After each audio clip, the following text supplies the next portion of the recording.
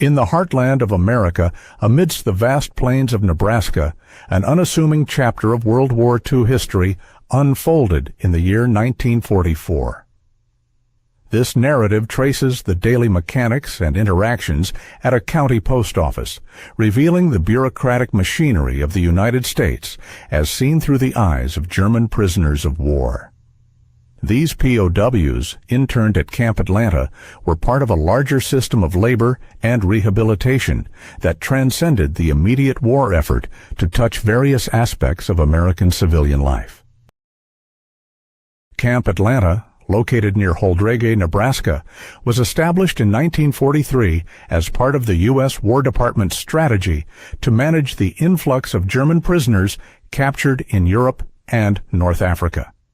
Designed to accommodate approximately 3,000 prisoners, the camp was a sprawling complex with barracks, administrative buildings, and recreational facilities. The layout of the camp was meticulously organized, with guard towers strategically positioned to ensure security. The camp was under the jurisdiction of the U.S. Army's Provost Marshal General's Office and manned by units trained specifically for overseeing POWs. The camp itself was a miniature city, a community of sorts, complete with its own rules, routines, and rituals. The barracks, lined in neat rows, housed the prisoners in sparse but adequate conditions. Each building was equipped with bunk beds, storage for personal belongings, and a small communal area for the prisoners to gather.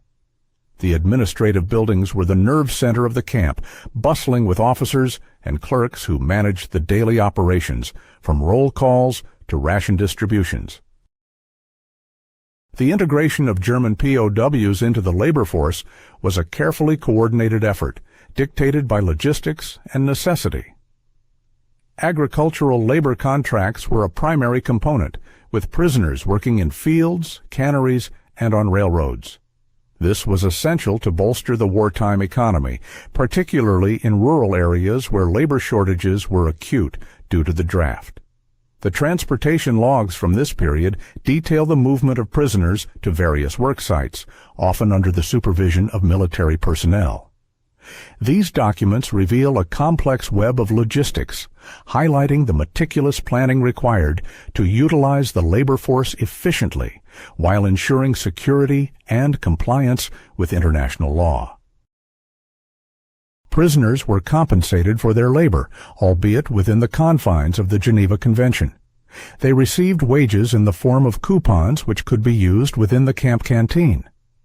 This system allowed them to purchase small luxuries such as toiletries, tobacco, and even sweets, providing a semblance of normalcy and autonomy within the confines of captivity. Rationing policies were in place, mirroring those experienced by the American populace, with food systems carefully managed to ensure equitable distribution. The War Department circulars from this era highlight the balance between maintaining humane conditions and the practicalities of wartime resource allocation. The civilian population's attitudes towards the German POWs were complex and varied. Red Cross inspections documented the conditions within the camps, often noting the curiosity and occasional resentment of local residents. Incidents were recorded where civilians expressed dissatisfaction with the presence of enemy soldiers on American soil, sometimes manifesting in complaints about the perceived preferential treatment of POWs. This tension was palpable in the towns surrounding the camps, where the presence of POWs became a topic of conversation and, at times, controversy. Within the camp, discipline was maintained through a combination of military regulation and incentive programs. Access to medical care was ensured, with facilities staffed by both American and German medical personnel.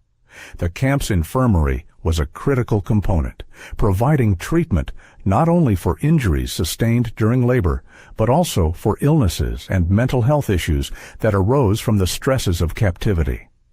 Mail was a vital connection to the outside world, regulated by strict censorship, but nevertheless a lifeline for the prisoners. letters from home were eagerly awaited and carefully scrutinized, providing both comfort and a reminder of the world beyond the barbed wire. Educational programs, often supported by the YMCA, provided instruction in various subjects, including English and American history, as part of a broader re-education effort aimed at ideological dismantling. These classes were held in makeshift classrooms within the camp, where prisoners gathered to learn about democratic values and the principles of freedom that underpinned American society. This initiative was seen as a crucial component of the post-war reconstruction effort, preparing the POWs for a future in a world that would be vastly different from the one they had known. It was within this context that a group of German POWs found themselves tasked with delivering mail sacks to a county post office in Nebraska. The post office, a microcosm of American bureaucracy, offered a unique vantage point into the systemic processes that governed civilian life. Here, the prisoners observed a system that was methodical and indifferent to status, a stark contrast to the hierarchical structures they were accustomed to. The post office, with its rows of wooden counters and bustling clerks, was a hive of activity, a place where the wheels of commerce and communication turned steadily even amid global conflict. The postal clerks, efficient and impartial, weighed packages and explained delivery zones. They moved with practiced precision, their actions choreographed by years of experience and the unyielding demands of their roles. Counters were designated for parcel insurance, university admission mailers, and livestock auction posters, each representing a facet of American life. These transactions, mundane yet essential, painted a picture of a society that, despite the war, continued to thrive and evolve. Citizens, unrestricted by censorship, openly complained about delays and lost items, articulating frustrations that resonated with the universal human experience of grappling with bureaucratic systems.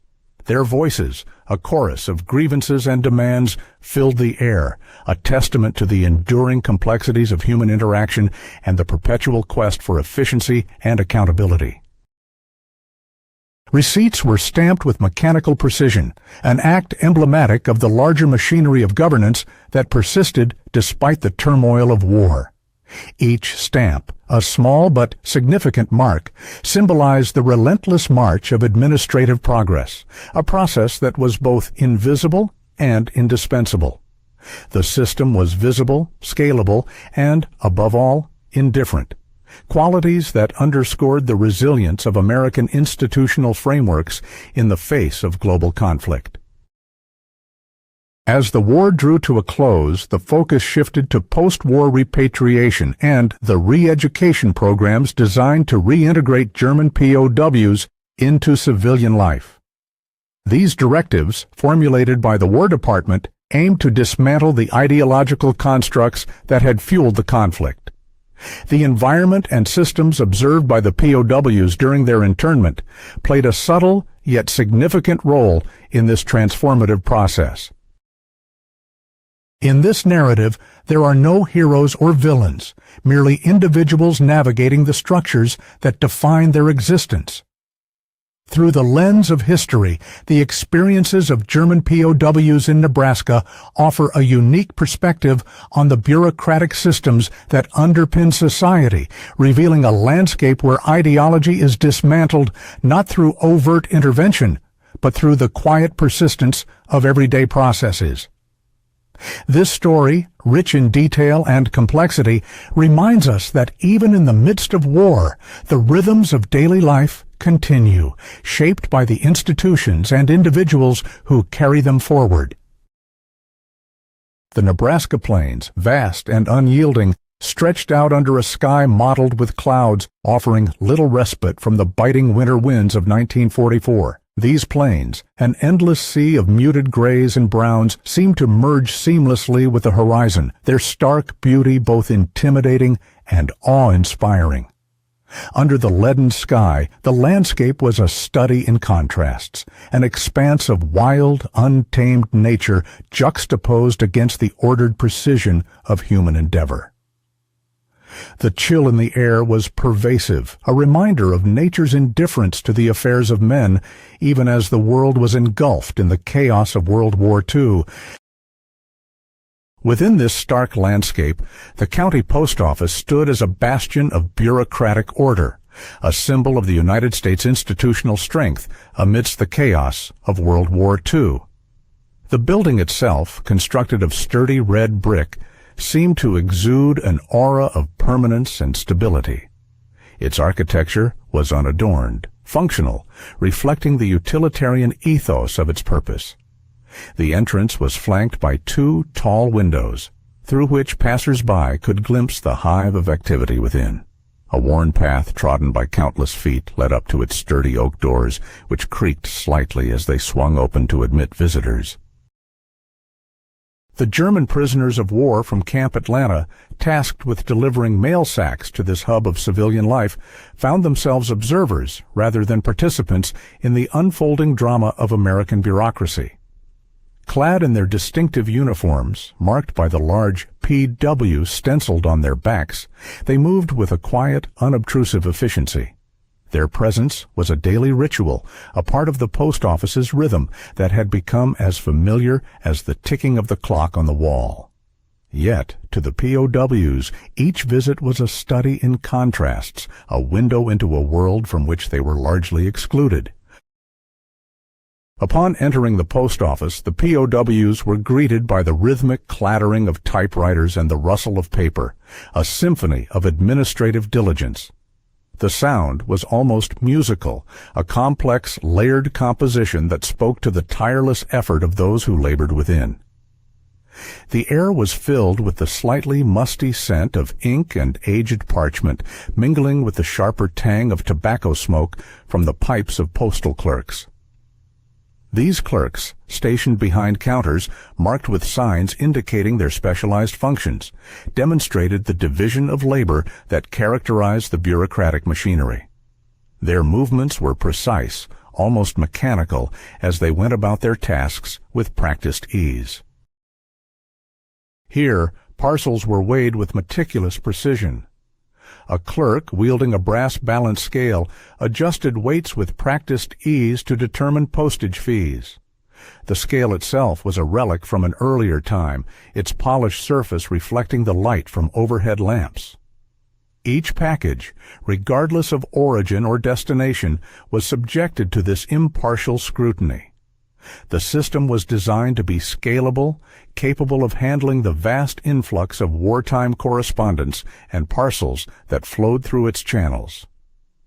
Postal clerks, clad in uniforms that signified their role within this machinery, moved with an efficiency that suggested both routine and resilience.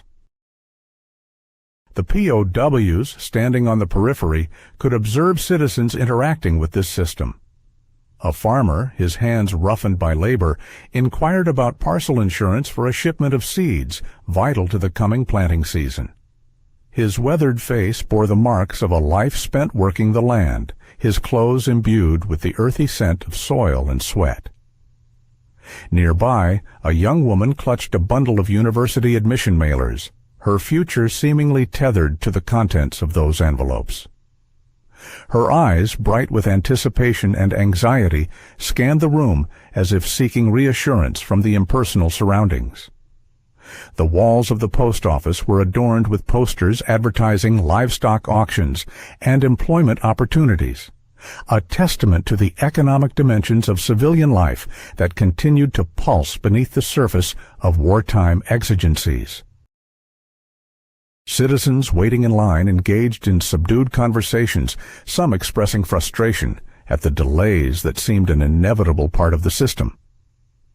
Complaints about lost items or misdirected mail were met with the stoic patience of clerks who stamped receipts with a rhythmic finality, each impression a small act of bureaucratic affirmation. The POWs, familiar with the efficiency of German postal systems, noted the similarities and differences, recognizing in both the indifference to status that bureaucracy demanded. They observed how each interaction, though hurried and often perfunctory, was a thread in the larger tapestry of community life, connecting individuals through the shared experience of waiting, hoping, and occasionally disappointment. As the day progressed, the POWs carried out their duties with a quiet diligence, their presence at once integrated and peripheral. They were part of the machinery, yet removed from its personal stakes, spectators to the lives that intersected briefly within these walls. The post office served as a microcosm of the larger societal systems at play, a place where the personal intersected with the institutional, where individual narratives were subsumed within the broader tapestry of wartime life. The POWs, while physically present, remained emotionally detached, their thoughts often drifting back to their homes and families across the ocean, wondering about their own letters sent and received, and the lives they had left behind. In the context of Camp Atlanta, the delivery of mail represented one of many ways in which POWs were woven into the fabric of the American home front. Their labor, though constrained by the circumstances of captivity, contributed to the civilian economy, a reminder of the interconnectedness of military and civilian spheres during the war. The complexities of these interactions reflected broader themes of power, control, and adaptation, as both the POWs and the local populace navigated the exigencies imposed by global conflict. The camp itself was a paradox, a place of confinement that also offered structure and purpose, its routines providing a semblance of normalcy amidst the uncertainty of war. As the afternoon sun began to wane, casting long shadows across the post office floor, the returning POWs retraced their steps to Camp Atlanta. The camp itself functioned as a microcosm of the broader institutional systems that governed wartime life. Within its fences, a regimented order prevailed, maintained through a combination of military authority and structured routines. Educational programs sought to dismantle the ideologies that had fueled the conflict, replacing them with new frameworks in anticipation of a post-war world. These programs, often met with skepticism by the POWs, nevertheless offered glimpses of a different future, one where peace and cooperation might replace conflict and division. Back at the camp, the POWs found themselves in the company of fellow captives, each with their unique story and perspective, yet united by the shared experience of captivity. The camp's administration, operating under the auspices of the Provost Marshal General's office, maintained a delicate balance between control and leniency, a strategy designed to ensure compliance while mitigating unrest. The POW's days were filled with activities designed to occupy both body and mind, work details, educational lectures, and cultural events that provided brief respites from the monotony of camp life. The POW's experiences at the post office offered a lens through which to view the bureaucratic systems that governed both their captivity and the civilian lives they intersected with. These systems, while impersonal and often indifferent, were instrumental in maintaining order amidst the uncertainties of war. The postal clerks, with their measured efficiency, embodied the quiet persistence of daily life, a counterpoint to the tumult of global conflict. Through their interactions with the postal system, the POWs gained insights into the American way of life, its values and its challenges, enriching their understanding of a nation at war. As the war edged closer to its conclusion, the focus increasingly shifted toward repatriation and the reintegration of POWs into civilian life. The dismantling of wartime ideologies, while complex, was an integral part of this process, reflecting broader societal shifts as nations grappled with the aftermath of conflict. The bureaucratic systems, with their emphasis on order and routine, provided a framework within which these transitions could occur. The POWs, many of whom had formed friendships with their captors, faced the prospect of returning to a homeland forever changed by the ravages of war, their experiences in America leaving indelible marks on their lives. In the coming months, the POWs would leave the confines of Camp Atlanta, their experiences within the American bureaucratic system imprinting upon them a nuanced understanding of institutional resilience and adaptability. The long-term impact of these experiences, while not immediately apparent, would resonate in the years to follow as they navigated the complexities of post-war life.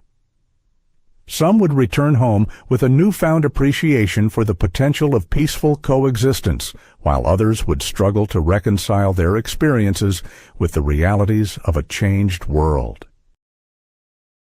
The Nebraska plains, silent witnesses to this chapter of history, continued to stretch out under an expansive sky, their vastness a reminder of the enduring interplay between individuals and the systems that govern their lives.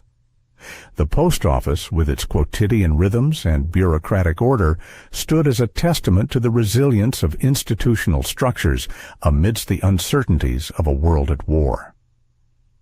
Through the eyes of the German POWs, the American bureaucratic system was revealed in all its complexity, an intricate tapestry of efficiency, impartiality, and human endeavor woven into the fabric of a nation at a pivotal moment in history. As the winds of change swept across the plains, the echoes of this unique intersection of lives and systems would continue to reverberate, a testament to the enduring power of human resilience and adaptability. In the small-town post office, the presence of the German prisoners of war, POWs, was a curious, silent testament to the strange times. They stood as silent observers, their presence unnoticed by some, yet subtly acknowledged by others. The clerks, dressed in their regulation uniforms, moved with a practiced efficiency, their tasks performed with a precision that spoke to the underlying order of the American bureaucratic machine. Each letter, parcel, and document that passed through their hands was subjected to a meticulous process of sorting, weighing, and recording, reflecting a system designed to maintain consistency and fairness, free from the influence of social status or individual distinction. The POWs, accustomed to the rigid hierarchies of military life, found themselves intrigued by this democratic distribution of attention. Here, a farmer in worn overalls received the same level of service as a well-dressed businessman. The clerk's demeanor remained unchanged regardless of the customer, an embodiment of the egalitarian principles that underpinned the American approach to public service.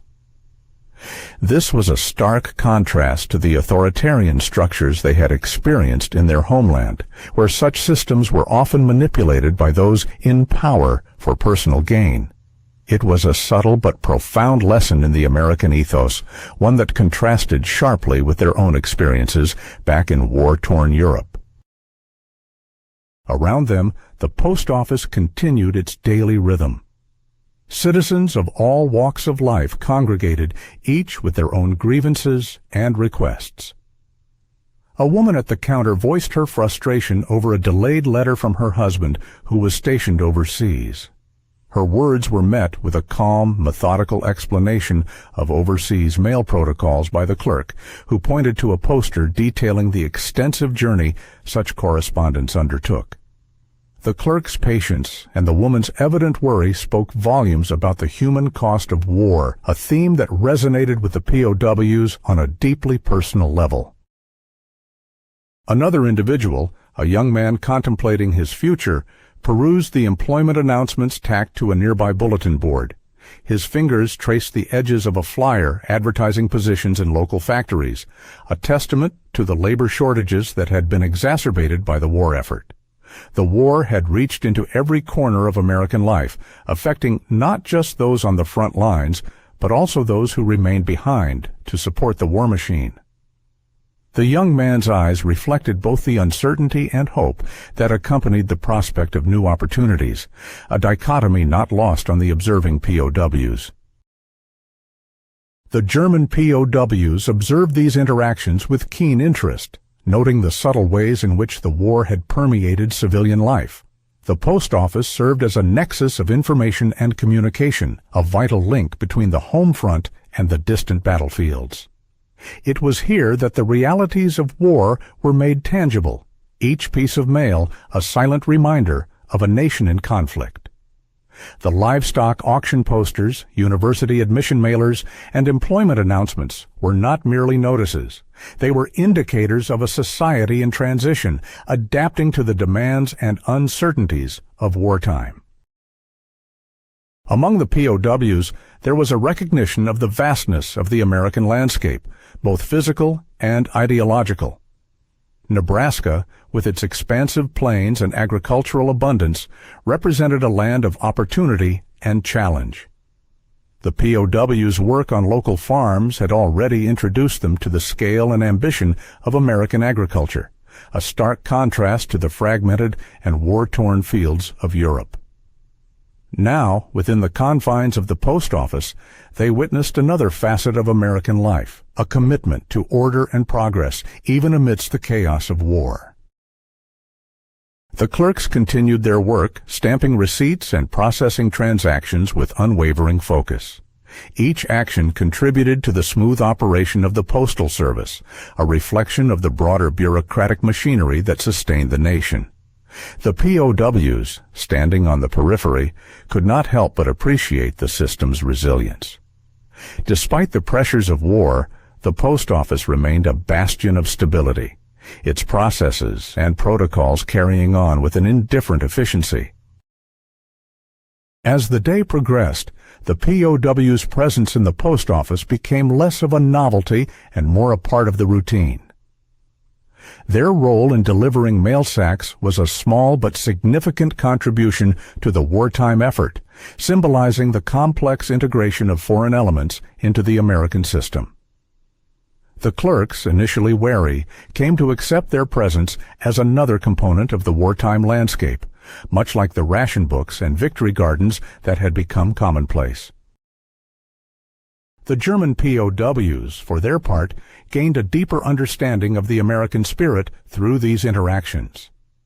They observed a society that valued order and fairness, where the collective good was prioritized over individual ambition. This exposure to American values, filtered through the lens of bureaucratic processes, left a lasting impression on the POWs, shaping their perceptions and expectations for the future. As they prepared to leave the post office, the POWs carried with them the weight of these observations. The experience had been more than a simple task. It was an education in the complexities of a nation at war.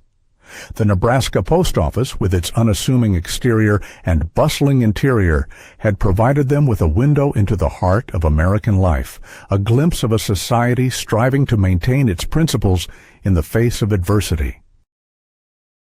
In the months that followed, the POWs would continue their work in various capacities, each assignment offering new insights into the American way of life.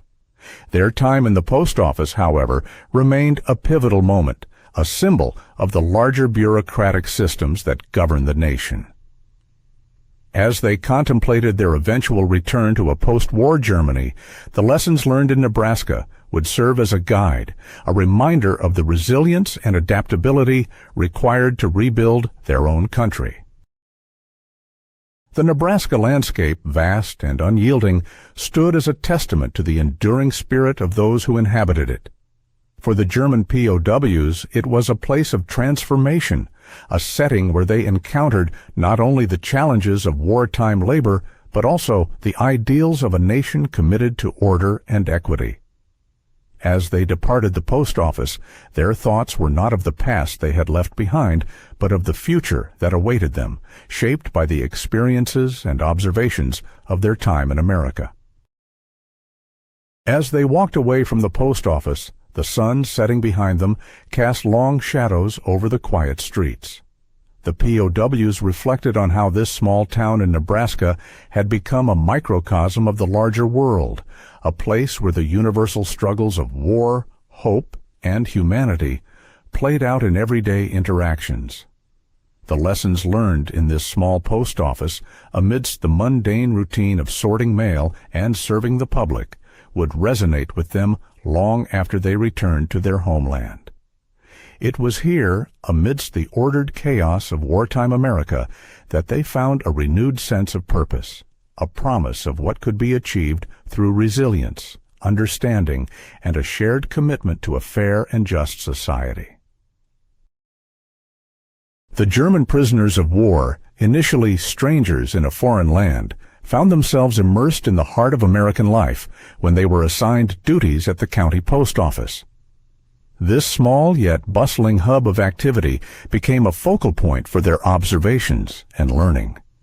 As days turned into weeks, they became increasingly attuned to the nuances of American bureaucratic processes. What they witnessed was a meticulous operation that appeared at first glance to be a well-oiled machine, each cog functioning precisely to ensure the seamless flow of mail and packages across the nation. This was a stark contrast to the authoritarian structures they had previously known in Germany, where rigid hierarchies and strict control were the norms.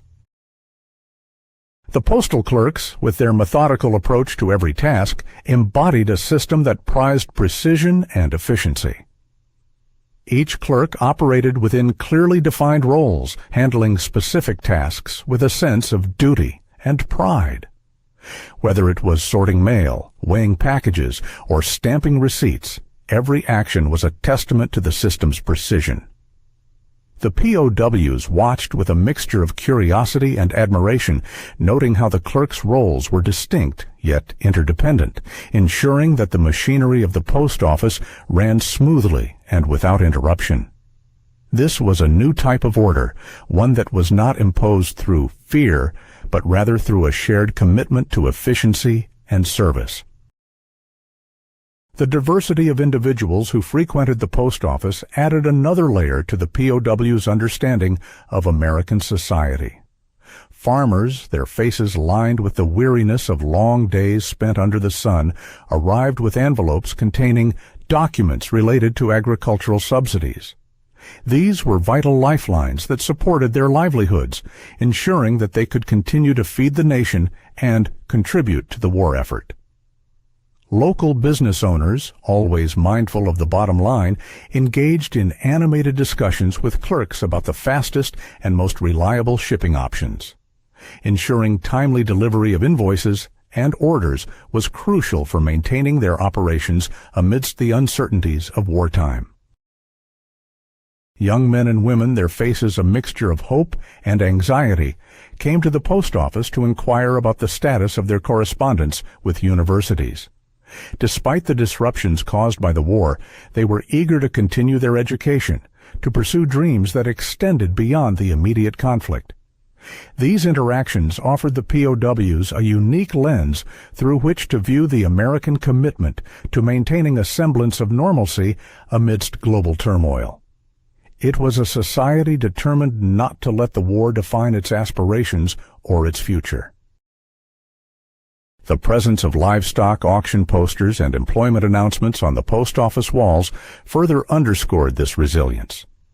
These notices were small yet powerful symbols of the community's efforts to sustain its economic vitality. They illustrated a broader wartime economy where every individual played a part in contributing to the national effort. The POWs saw in these seemingly mundane details a reflection of a society that valued each member's contribution, a society that was resilient in the face of adversity. The impartiality and consistency of the postal clerks were particularly striking to the POWs. Each customer was met with the same level of attentiveness, regardless of their social standing or the nature of their request. This egalitarian approach was novel to the POWs, who were accustomed to hierarchical structures where status dictated interactions. In contrast, the American ethos was built on principles of equality and fairness, ideals that were evident in the way the clerks conducted their duties and interacted with the public. As they fulfilled their duties alongside the clerks, the POWs noted the open manner in which citizens expressed dissatisfaction with delays and lost items. Such grievances were not met with dismissiveness or disdain, but with patient explanations from the clerks. These public servants skillfully navigated the complexities of delivery zones and parcel insurance, offering accountability and transparency in every exchange. This openness stood in stark contrast to the opaque bureaucracies the POWs had known back home, where such grievances might have been stifled or ignored. The POWs' observations were not limited to the post office alone. Their interactions with the local community, though limited by the constraints of their status, provided further insights into American society. The small town in Nebraska, with its streets lined with modest homes and local businesses, was a microcosm of the broader American experience during the war. Here, the POWs witnessed firsthand the intersections of military and civilian life. The presence of the camp in the community was both a reminder of the ongoing conflict and a contributor to the local economy. The POWs were also keenly aware of the evolving attitudes toward their presence. Initially met with suspicion and wariness, their continued participation in local labor efforts, coupled with their respectful demeanor, gradually shifted perceptions. As the community came to recognize the POWs' contributions, some residents began to view them not solely as enemies, but as individuals caught in the tides of history, much like themselves. This shift in perception was a testament to the power of human connection and understanding, even in the most challenging of circumstances. Meanwhile, the administrative framework of Camp Atlanta continued to operate with military precision, ensuring that the prisoners remained occupied and that security was maintained. Within this regimented structure, the POWs were exposed to elements of American culture and ideology through educational programs designed to prepare them for eventual repatriation. These programs, grounded in the principles of democracy and individual rights, aim to equip the POWs with the tools necessary to contribute positively to post-war Germany. As the war progressed toward its conclusion, the focus on re-education intensified. The lessons imparted within the confines of the camp resonated with the POWs' experiences outside its boundaries. They had observed the practical application of democratic ideals in the community's daily life, from the fair treatment at the post office to the resilience of the local economy. The Nebraska landscape itself, vast and unyielding, served as a constant reminder of the country's resilience. The fields, stretching to the horizon, were emblematic of the nation's agricultural strength, a critical component of the wartime economy.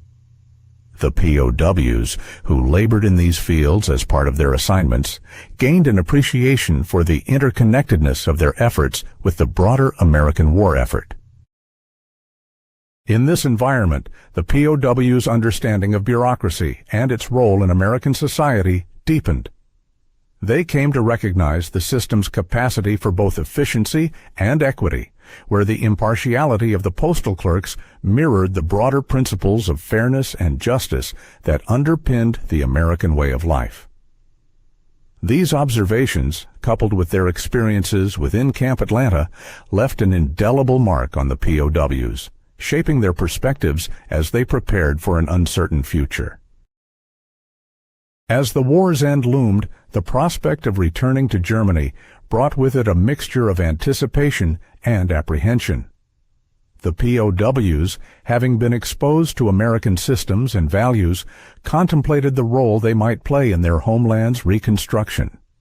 The lessons learned in Nebraska, from the intricacies of postal operations to the egalitarian interactions within the community, offered a blueprint for the possibilities of peaceful coexistence and democratic governance.